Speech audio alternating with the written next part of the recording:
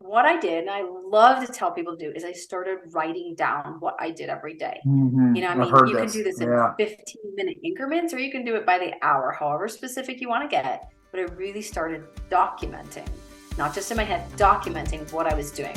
And it did not take long before I started realizing there were huge chunks of time that were being spent to different things that I could get off my plate. Welcome to the Threefold Real Estate Investing Podcast. This is the podcast where you'll not only learn how you can achieve massive success in multifamily real estate investing, but also how you can simultaneously pursue great relationships with your family and a better walk with God. You can achieve financial freedom through real estate investing without sacrificing the relationships that mean the most to you. Now, here's your host, Lee Yoder. Welcome back, Threefold listeners. I hope you're having a great week. I hope your summer is off to a great start.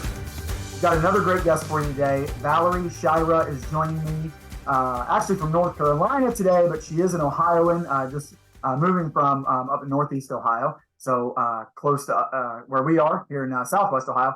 But a little bit about Valerie, and then we'll bring her in. She is a wife, mother of three, and entrepreneur. She's also the co-founder of the Streamline team and host of Wealth by Choice podcast.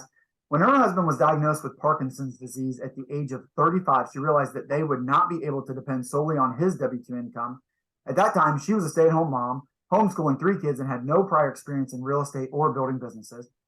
It was an eye-opening moment for both of them, one that led them down a path towards learning more about real estate investing, networking, and ultimately building businesses from scratch. Since then, they overcame their limiting mindsets and began to see how many things in their lives were now changing for the better. On their real estate investing journey, she discovered the power of virtual assistants and is now passionate about helping other investors manage their time and experience massive growth through the use of virtual assistants. Valerie, what a story. So thankful that you joined us today. Yeah, great to be here, Lee. Yeah. So wow, what an incredible story, Valerie. To get that diagnosis for your husband at such a young age. I'm sure that really kind of rocked you. Can you take us back there a little bit, whatever you want to share, but specifically kind of where were you guys at there? And then maybe just a little bit your genesis story of like hearing about real estate and kind of getting into it. How'd you get started? Sure, absolutely. So you're right. Everyone has a start. Everyone has a place where they begin their journey, so to speak, towards either financial freedom or I almost like to call it that awakening, that moment where you realize that maybe you're not headed the direction or maybe the speed of where you want to be. And that kind of came when my husband was diagnosed with Parkinson's. I mean, you don't think that you're invincible, but subconsciously you just don't Oh, think things sure. like that are going to happen. I'm homeschooling. We've got three little kids. He's an equipment operator, and he started having a tremor in his right arm, and we couldn't figure out what it was. It was just so weird. Well, it kept getting worse, and then his speech was a little bit strange, and so we ended up, seeing a doctor, sent to a neurologist, and yeah, it was just boom, Parkinson's. Well, we started looking into it, and I'll be honest, there's not a lot of information for Parkinson's at like early onset. Yeah. And so we struggled knowing what's going to happen. Is this going to progress quickly? Is it going to take a long time? And that was a big fear, and especially for me. I'm looking at no career. I always wanted to be a mom. I love children, and I just was a support to my husband. And Yeah. so that was a big fear for me. What am I going to do? Well, at about that time, I think we had been looking at real estate. Friends had been doing it, and I don't remember, somebody had told me about this little podcast, Bigger Pockets, and I Yep. had started listening to it, and I just felt like it made sense. When you look at the people who are generating wealth, they're all in some way in real estate, sometimes in the beginning, sometimes in the end, but it does seem like a lot of times it goes that path. And so to me, it just kind of clicked. Yeah. And that's kind of where we decided, hey, look, we need to make another plan. We can't just rely on his W-2 because we don't know. Being an operator, you need your arm. I don't know how fast that tremor is going to progress. So we just need to back up. So that's kind of like that shaking point that kind of woke Yeah. us up. You're awakening. Yeah, I love that term. And I totally agree with you. Some people never have it. And then I don't know. In some ways, maybe they wish they had. Not that they wish something like a Parkinson's diagnosis, but sometimes people, things are good enough or okay, or there's nothing that really shakes them, and then they go down the line and think, man, Like I wish there was something, because like I just never had enough reason to move up, but I was also never really happy or never really fulfilled or never really felt like I was getting ahead. But you guys, had a big awakening and kind of forced your hand a little bit. So you jumped in, and I agree with you. You start getting into real estate, the more you look like, wow, there's tons of people using real estate, and like in a big way and with a lot of success and for a really long time. And so you guys do that. You learn more about it. And you're like, this seems like the way to go. How'd you get started? What'd you do first? How'd you get into it? Yeah, so we did 2 flips. We did, Okay. and they were actually with my dad. And I say, I don't Nice. consider them real estate transaction. They were more construction transaction. My dad does construction, so we kind of partnered with him. I had a little background. My husband has a little background. We were just like, let's just do this to save some money. And we were doing Dave Ramsey at the time. And so we're like saving, penny pinching, couponing, trying to build that emergency fund, make sure we're getting out of debt. And so we did these 2 flips, and they were more, like I said, construction. And I'm amazed that we made it through them. We actually made some money on them. It's like, we knew nothing about market research. We knew we literally just bought these thinking, hey, we can fix them up. And of course we'll get more than we put into them. So thank God we came out on the right side, and we got a little chunk of money, and we used that to buy a 4-plex. And that was our first deal. It was a 4-plex. And awesome. When I look back, it's funny because so many people told us, don't get into multifamily. You really want to do family, because you're dealing with tenants, they don't get along, you're going to have a lot of problems, these big boiler systems are a nightmare, you really want to go one by one. And we were looking at it, and it just didn't make sense. I'll be honest, it just didn't make sense. I mean, so many people are cash flowing $200 for a deal, and if you're doing one a year, and it just takes so long. Right. That's kind of where we started. We started with a 4-plex, and then we got getting a couple duplexes, and we're kind of growing off of those. We've done some LP deals and the JVs, and doing some bigger multifamily this year. I love the way you say the flips were kind of a construction play, and to me, that's what they are. Like you're renovating and you're flipping, per the term, but it's not investing. You're not it's not a rental. Right, you're flipping and turning, but it's a great way to get started. And so many people do get started that way. You guys, you're really kind of just doing a different job, but you're getting into real estate. This is, getting you into real estate. And I started the very same way. I just did 1 flip, and I say, found out pretty quick. It's not investing. It's construction. It's construction management, turnover. Which there's some of that when you get into rentals too, but there's a lot more than that when you get in rentals, and you hold them and you continue cash flow. But you guys made a little bit. I love that you're able to partner with your dad and do that. That's great. But then you took the profit, and that's funny. Sometimes there's a lot of people out there that really preach multifamily, and I guess I put myself in there. I do think there's single families can be great, but I'm also with you that, you start looking at numbers, it is hard not to say, well, I can purchase this 1 property and put 1 tenant in it and make $200 a month in profit, or I can buy this 1 property and put 4 people in it and make, it might not be $200 per door, but even if it's only $100 per door, so it's half per door, it's still $400 per month, right? Compared to the 200. So I'm kind of with you on that math, and you guys kind of jumped in there.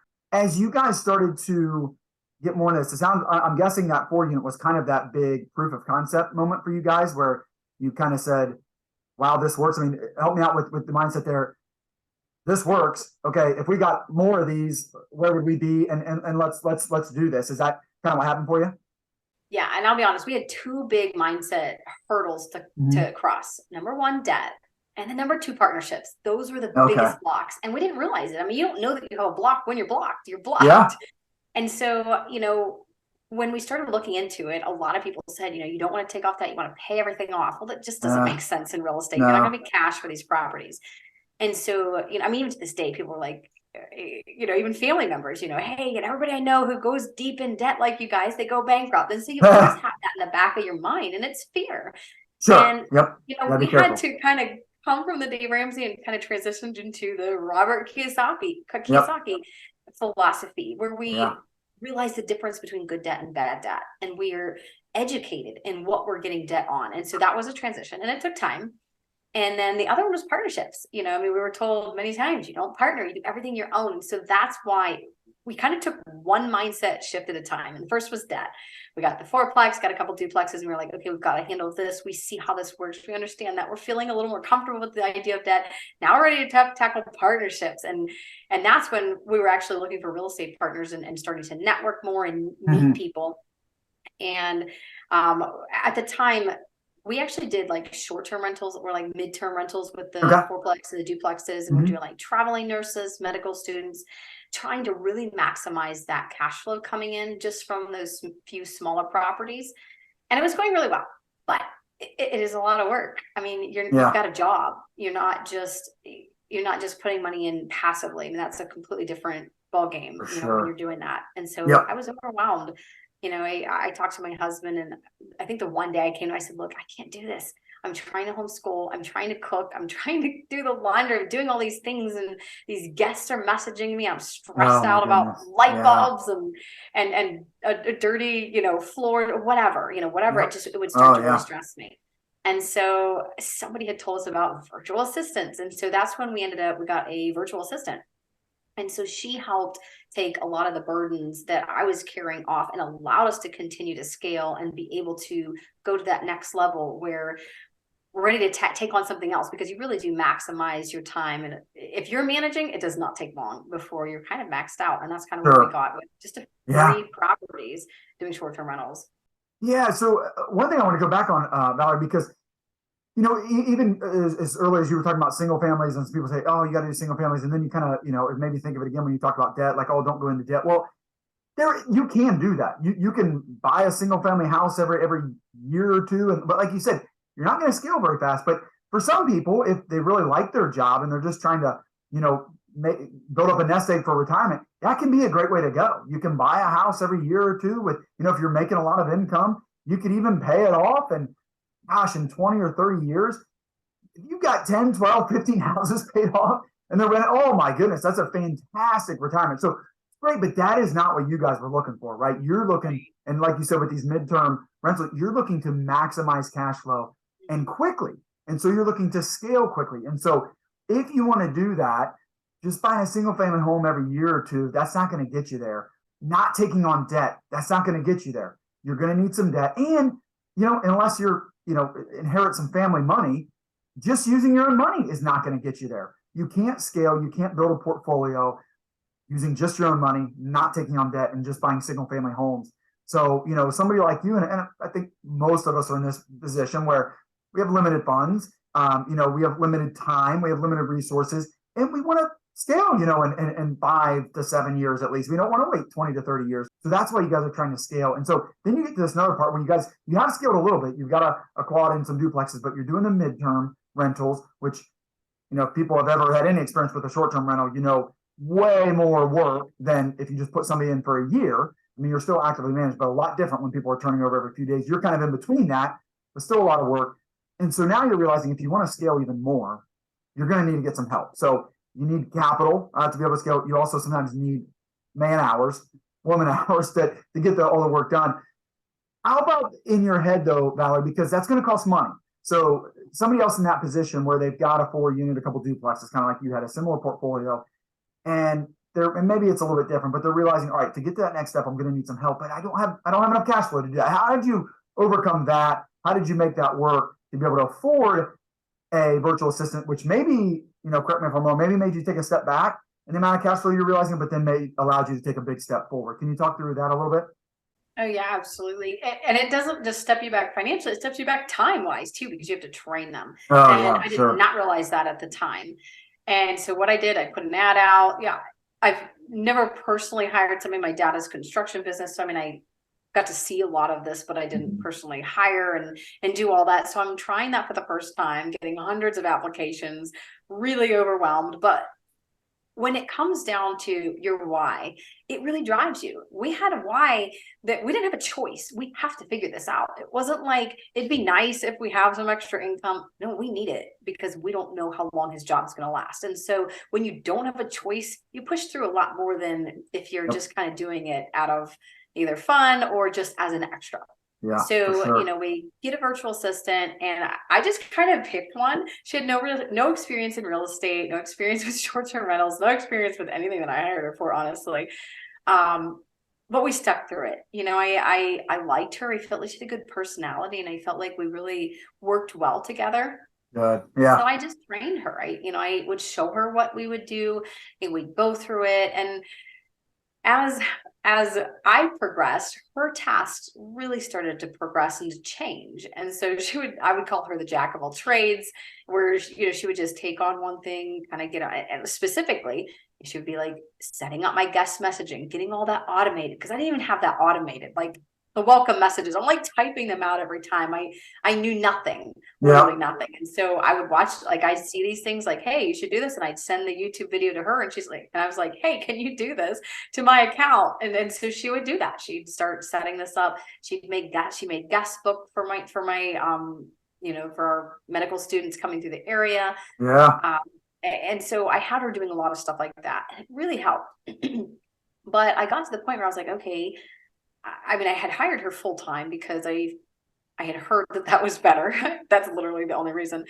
And I kind of ran out of tasks for her to do, but I was still so busy. And I felt a little bit of relief of what I gave her, but I didn't know what else to give her to do. And so what I did, and I love to tell people to do, is I started writing down what I did every day. I mean, you can do this in 15-minute increments, or you can do it by the hour, however specific you want to get. But I really started documenting, not just in my head, documenting what I was doing. And it did not take long before I started realizing there were huge chunks of time that were being spent to different things that I could get off my plate.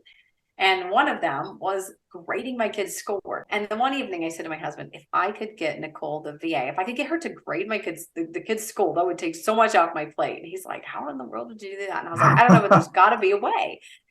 And so what I ended up doing is scanning the answer keys into the Google Drive, getting the kids a camera that they can slide their textbooks under. And she did it.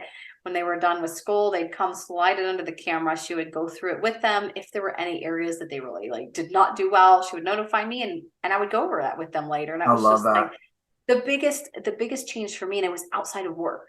That's cool. One thing a lot of people don't think of. Where are you spending your time as a whole? Like, look at the holistic picture, not just at work, because you might be able to save more in your personal life than just in your work life.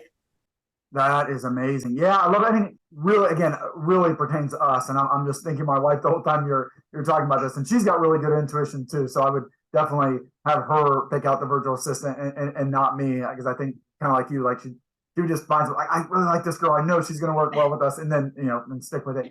And I would trust her to find a good one. But yeah, there's so much that you've got going on, and my wife always talks about like our life and our family are really, and our work and our family are really integrated.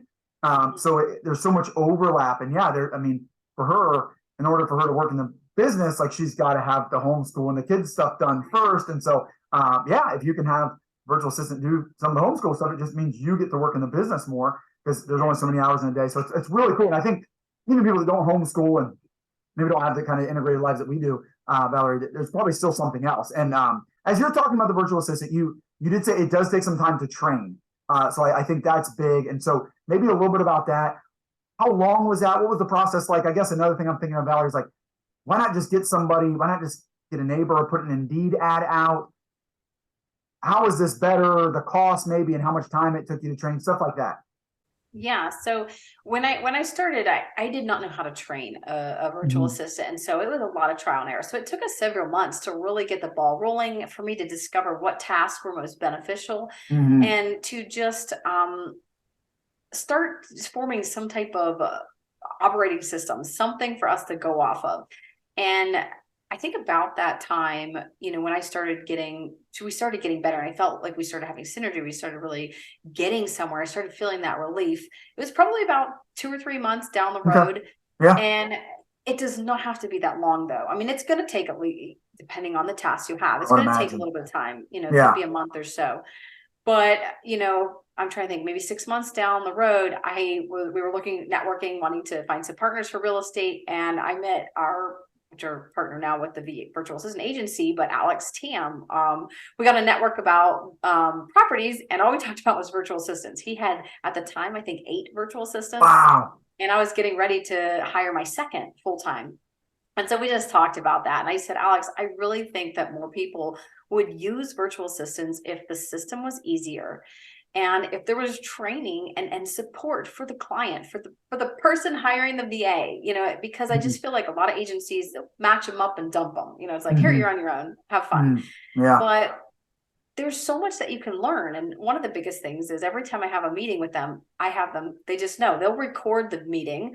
And if they have any questions, they refer to that first, and then they come to me second. Nice. Might not sound like much, but on a daily basis over a few months, that's huge. That saves a lot of time. And then they can use those videos to really create your SOP and be able to create systems through those videos. And that was a huge thing. But it does kind of vary per task, depending on if you're hiring a full-time social media specialist versus somebody who's going to do preliminary underwriting. It really depends on what you're hiring them. Yeah, sure. Well, I want to get into how you're helping people and kind of, where people can go to find out more about that, Valerie. But real quick, just today, like what does it all look like for you today with the virtual assistants that you have and what all they're helping with you, and what's your general day like? Like, are you checking in with each of them every day or once a week? And, what are some of the tasks they're doing for you? Like, what's it all look like today? Yeah. So I'm to the point where I have 2 full virtual assistants that work for me. And I'm to the point where I'm pretty flexible. In the beginning, I do meet daily, and it's just to kind of go over, make sure they understand the task, answer any questions, maybe go over a little bit of training if needed. But then once we hit that, usually a month-ish, they can start to go down to, sometimes they'll do every other day, or sometimes they'll do as needed. For me now, it's kind of as needed. I have one that I kind of meet with in the morning. We do Facebook, LinkedIn. We do a bunch of different things that I kind of, she needs my feedback. And so we'll hop on and do that. But then my other one, she's editing videos. She's helped to create websites. She's done funnels. And I have one that's worked like on Podio doing, deals and lead sourcing. Reaching out on Facebook groups for wholesalers. We've had them do kind of like the preliminary underwriting where she's looking through the deals, and if they meet specific criteria, then she passes it on to me. Yeah. And that weeds out a lot of junk. Yeah. That's a time-consuming task. And it does vary in the seasons that we go through. If we're, right now we're transitioning to North Carolina, so we're really going to focus on getting that deal source up, and we're going to kind of start over here in that sense. So the tasks are changing a little bit, but anything that you can do with the phone and or computer, I try to give them if at all possible. Oh, sure. And just if you mind sharing, like what's a dollar per hour cost that your virtual assistants cost? Yeah. So the ones that we do by the month, and it's usually, we start at about $1,600 a month. And that includes everything that we do for the VA and the client, because we do client training too. And so that's kind of where our ballpark starts at. But what we do is we actually get on the phone or on a Zoom call with a potential client, and we get to know them. What are their goals? What are they trying to achieve? What type of personality would they work well with? What tasks do they need? And we help them kind of put those tasks into the right buckets. Because, you may think, well, I need somebody to do graphic design and underwrite and, homeschool my kids. Well, those are 3 very different buckets. So we try to help them see these skills can go together, but that's going to be somebody else. You're not going to find somebody who's had experience, in Appfolio and, great video editor. It just, we help them understand that, and then, find a great VA that matches them. Yeah. Because I think this is a great service, Valerie. And I think you were right when you were talking to Alex, your now partner, because I've heard about virtual assistants. There's days I feel like, our business isn't ready for it. And then there's days I'm like, why didn't I do this a year ago or 2 years ago? But it does seem overwhelming. It feels like something I knew nothing about. And it sounds like talking to somebody, in the Philippines that won't understand me. Maybe I can't understand them. And what would I have them do?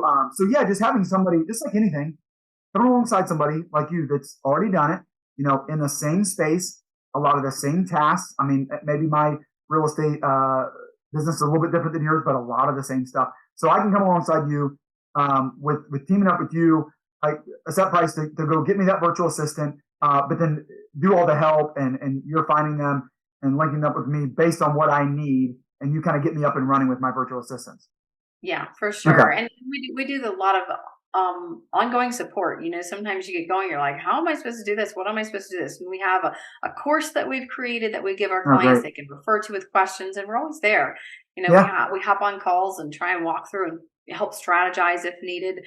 So those are some of the main things that we like to really help and just make the process easier, so that it's not a big deal, and it's something that's a lot easier to think about adding a team member because that's essentially what you're doing.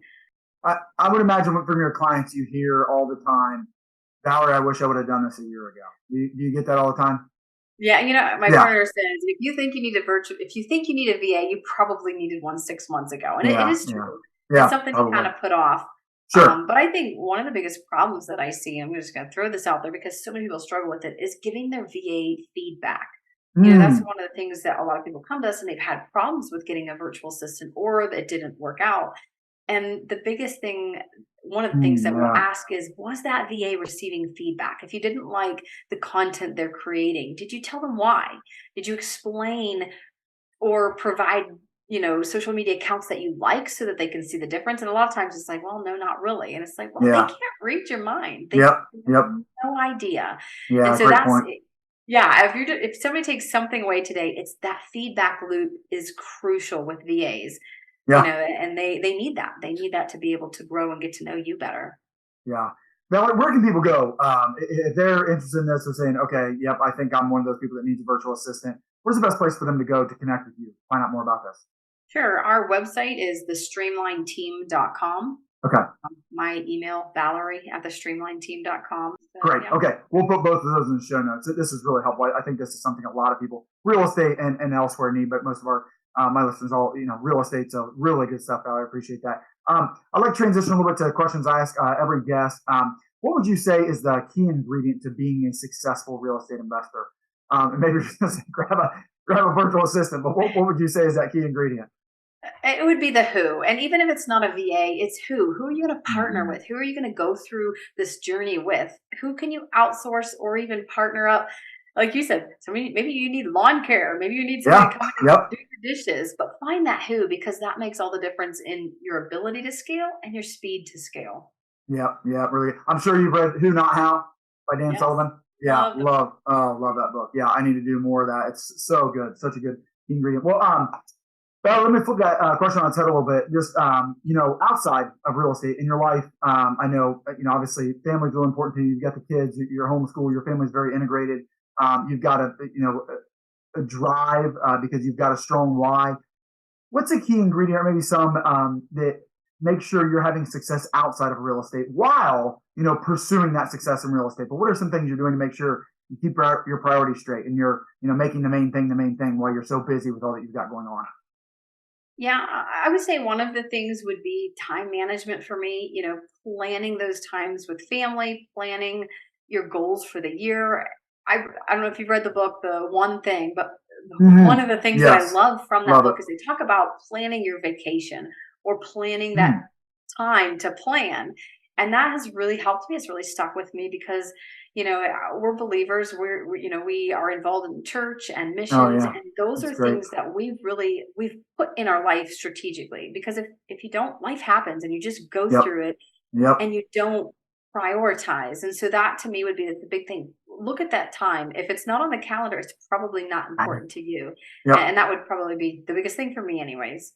Yeah, you got to be intentional. No, The One Thing, great book. And what they talk about is like, immediately, somebody like me, and it sounds like probably like you read a book like that and you're like, okay, how am I going to use this in my business? But then it's like, how am I going to use this in my life? That's even more important. Like, so I love that. And, a lot of people will say, the time blocking, like, you're great at setting your schedule up to make sure you have time for meetings. Like, set a meeting with your wife, set a meeting with your husband, set a meeting with your kid, put that on the schedule. Like, there's, no shame in that. Like, get it on there and make sure it gets done. So really good stuff. Well, this has been great, Valerie. I really appreciate you coming on, sharing this information. I just mentioned personally, probably something, we need to start thinking about doing. So, one of the reasons I really want to get you on, just selfishly, so I can learn more about it. So we'll put those, your links in the show notes so people can go find out more about it. Maybe let you and your team help them get started with the virtual assistants to help them with their business. Before I let you go, I always like to ask my guests for a prayer request my listeners and I can be praying for, whatever that is. But if you don't mind, you kind of mentioned your husband a couple of times with his diagnosis. Would you mind giving like an update? I just wondered, how all that's going with him. Yeah, so it has progressed. I'll be honest, it's progressed pretty quickly. It's been about 4.5, 5 years. And, he's to the point he's not able to operate anymore. And that's kind of why we're transitioning to North Carolina, by some family, warmer weather, more sun. And so that's kind of why we're transitioning down here. But he's still doing good. We still believe that there are a lot of options, but financial freedom has to be in the picture, and so we're really focusing on that. Oh, yeah. And then we have a little bit more freedom to do some more exploring more options, because there's so many things out there. You just gotta kind of narrow it down and see. But we're hoping that we're able to find some other options as it progresses. Yeah, well, we'll definitely be praying for that, Valerie, for sure. Anything else? I don't want to tell you what your prayer request is. Any other anything else my listeners and I can be praying for? That would be the main thing, Okay, and sure. just that God would be with us as we transition down here. It's a big move, Yes. that we'd be able to get established down here, and that, we'd be able to find something that helps, slow the progression. That would be definitely our request. Love to pray for that alongside you guys. Great. Well, Valerie, thanks again. This has been a great show. Appreciate you coming on. Thanks so much, Lee. I appreciate it. Yep, take care. Thank you for joining us for another great episode.